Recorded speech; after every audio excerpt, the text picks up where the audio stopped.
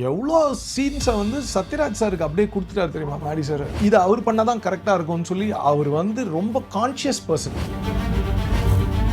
ப்ரொடியூசரை எங்கேயாவது ஒரு ஸ்ட்ரிக்டாக மாறின இடங்கள் இருக்கா? எல்லா இடத்துலையும் ஸ்ட்ரிக்டாக தான் இருப்பார். கேஸ்டிஸ் அதை உள்ள வந்து படம் ரிலீஸ் ஆனதுக்கப்புறம் நிறைய பேர் உள்ள புகுத்துனாங்க. பழைய காலத்தில் ஜாதி பேர் சொல்லி கூப்பிட்டுருக்காங்க. அந்த காலத்துல என்ன சொல்றீங்களோ அதுதானே நான் ரீக்ரியேட் பண்ண முடியும். வாங்க முதலியாரே எப்படி இருக்கீங்கன்னு நம்மளே கமல் சாரே ஒரு படத்துல சொல்லி நான் கேட்டிருக்கேன். செல்ஃப் சென்டர்ட் கேரக்டர் கருணாகரன் சாரோட அந்த பெருங்கலி கேரக்டர். காசுக்காக ஒரு மனுஷனை கூட அசிங்கப்படுத்த முடியும், வெறும் காசு. எம்.ஆர். ராதா அவர்களும் என்.எஸ். கிருஷ்ணன் அவர்களும் வந்து ஜிடி நாயுடுக்கு ஃப்ரெண்ட்ஸ். அவங்க ரெண்டு பேரும் மீட் பண்ணதே இல்லையாமா. ஜிடி நாயுடு ஒன்னா.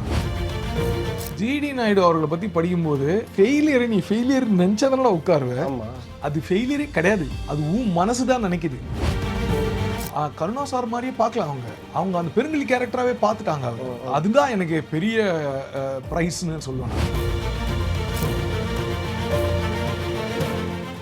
மாலை முரசு வை பிரசன்ஸ் இந்த ஸ்பெஷல் எபிசோட்ல ரொம்ப ஸ்பெஷலான ஒரு பர்சன் தான் இருக்காரு. Actor and director Krishnakumar Ramakumar மற்றும் 5 ஸ்டார் கிருஷ்ணா. வணக்கம். வணக்கம். ஜிடி நாயுடு. ஒரு பக்கம் இந்த படத்தை பற்றி எவ்வளோ விஷயங்கள் நம்ம பேசலாம். ஆனால் எனக்கு முதல்ல ஒரு நெகட்டிவ் கொஸ்டினாக கூட நீங்கள் எடுத்துக்கலாம் ப்ளீஸ்.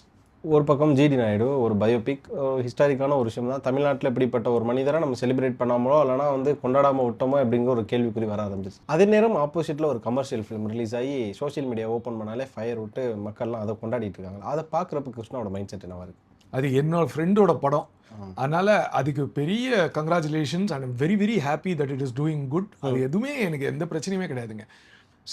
ஒன்றுங்க, தியேட்டருக்கு போகிற ஆடியன்ஸு யங்ஸ்டர்ஸ், அவங்களுக்கு என்ன படம் வேணுமோ அதை கொடுக்கறது தான் வந்து ஒரு கமர்ஷியலாக நான் பிஸ்னஸாக இந்த படத்தை பார்க்குறேன் அப்படிங்கிறதுக்கு அவங்க அதை செய்கிறது கரெக்ட்.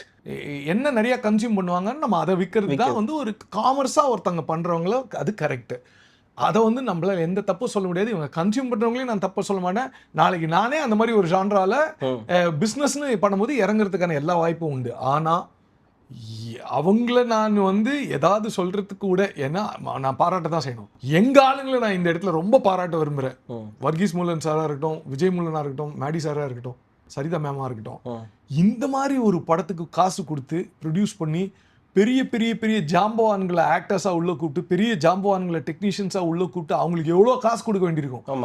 இந்த படம் என்னை விட்டுருங்க, நான் 3வது படம் எடுக்கிறேன். 90 ப்ராஜெக்ட் பண்ண மேடி சாருக்கும் அவ்வளோ பெரிய பிஸ்னஸ் பண்ணுற அவங்களுக்கு நல்லா தெரியும்ல இது எவ்வளோ போகும்னு. அதை தாண்டி அவங்க வந்து ஜிடி நாயுடு மேலே இருக்கிற ரெஸ்பெக்ட்னாலையும் என் மேலே இருக்கிற நம்பிக்கைனாலும் இந்த ப்ராஜெக்ட் கொடுத்துருக்காங்கன்னா நான் அவங்கள பாராட்ட விரும்புகிறேன் இந்த தருணத்தில். மேடி சார் வந்து நீங்கள் ஒரு பக்கம் அஸ் ஆக்டராக பயங்கரமாக இன்ஸ்பயர் பண்ணியிருப்பீங்க, பார்த்துருப்பீங்க.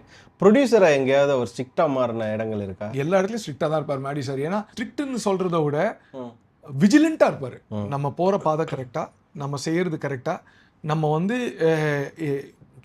எவ்வளோ சீன்ஸை வந்து சத்யராஜ் சாருக்கு அப்படியே கொடுத்துட்டாரு தெரியுமா மேடி சார்.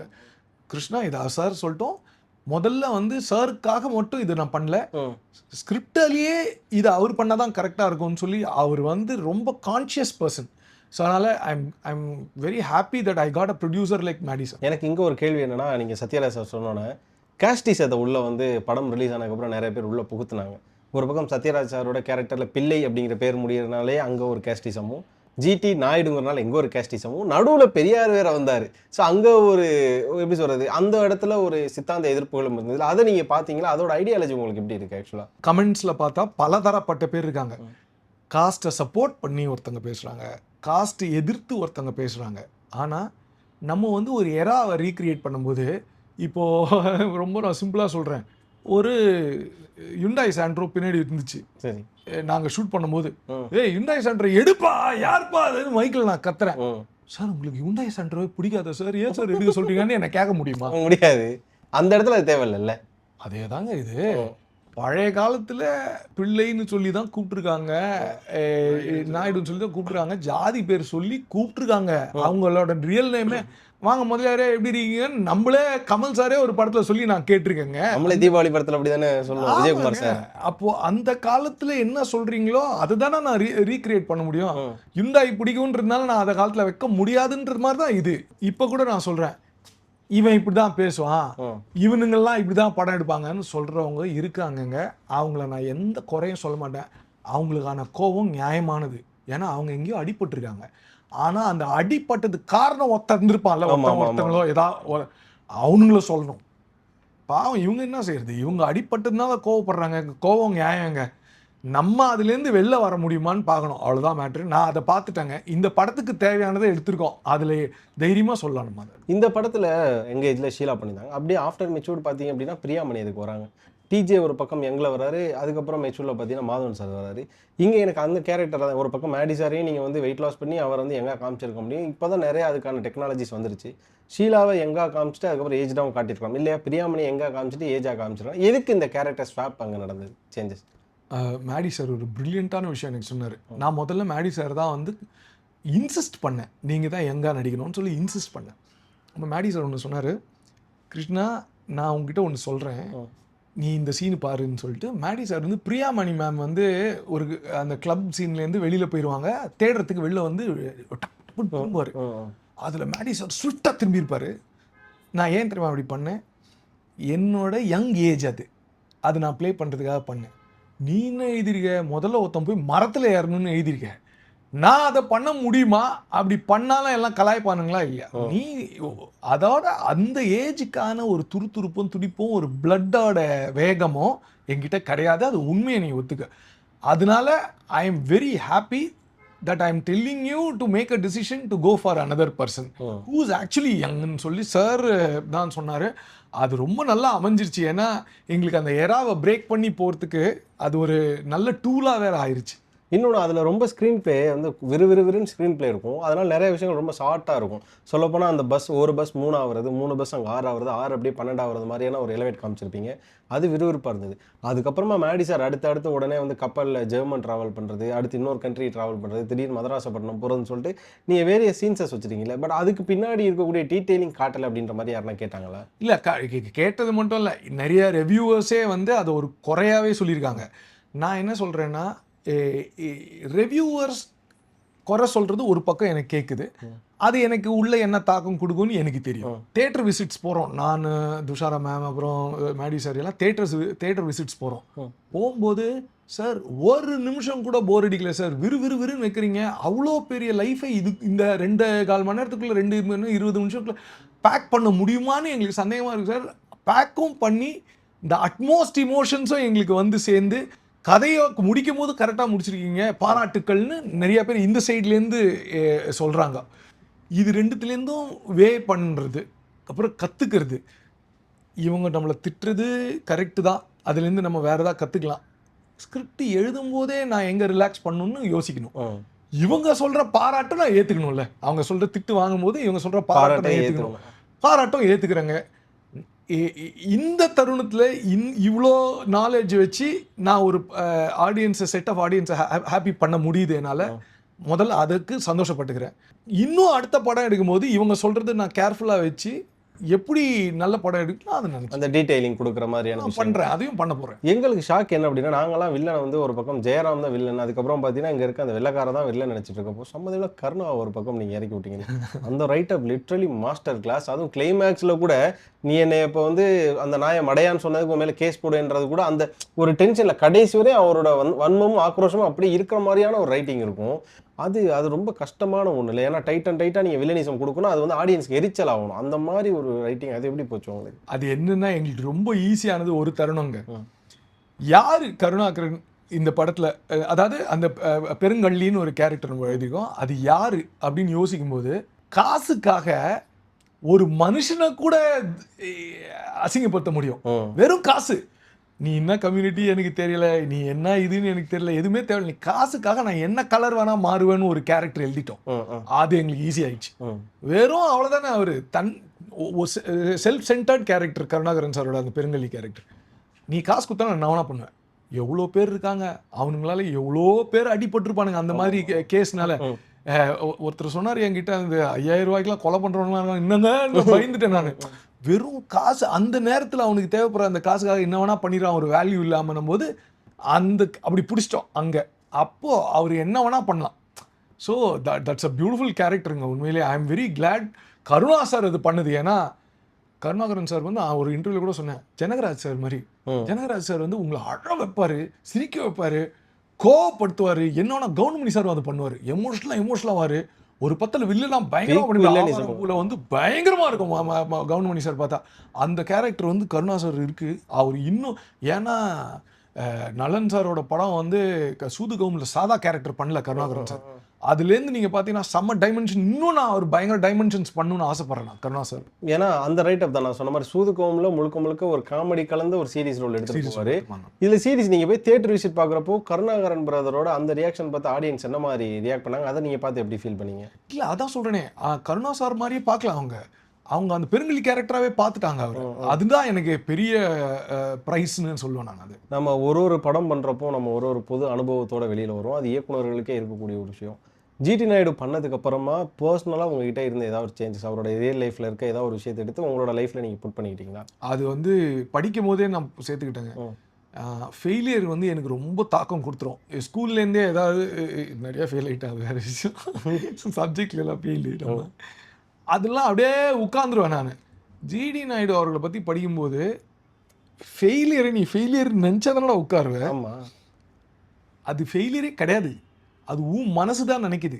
அது வந்து உன் மனசில் இருக்க தூக்கி போட்டுரு அப்படி சொல்லிட்டு ஒரு பெரிய மேட்ரு அவர்கிட்ட நான் கற்றுக்கிட்டது தான். அவர் மூலியமாக நான் பல பேர்கிட்ட அதையும் பார்த்துருக்கேன். அதாவது ஹைலி சக்ஸஸ்ஃபுல் பீப்புள் கிட்டலாம் நான் அதை பார்த்துருக்கேன். அதே மாதிரி ஒரு விஷயம் நம்மளுக்கு ரொம்ப கஷ்டமாயிடுச்சுன்னா அதை வெளில சொல்லி அழுதுடலாங்க, தப்பே இல்லை. ரொம்ப அடைப்பாக வச்சு நமக்குள்ளேயே அதை வச்சு மற்றவங்க ஏதாவது நினைப்பாங்களோன்னு நம்ம கேவலமாக யோசிக்கிறோம்ல, அதெல்லாம் வேணாம்.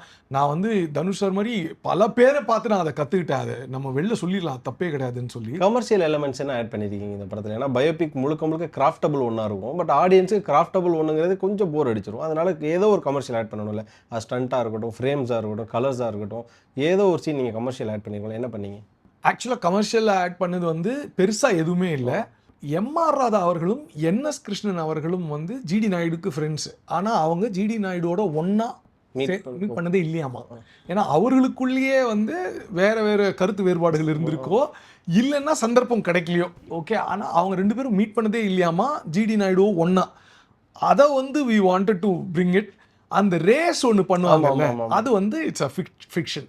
அது கமர்ஷியலாக இருக்கணும்னு சொல்லி அதை எடுத்துகிட்டு வந்தோம். அந்த போலீஸ் வண்டி துரத்துறதும் அது போகிறதும் வந்து அது ஒரு ஃபிக்ஷனல் பீஸ் தான்.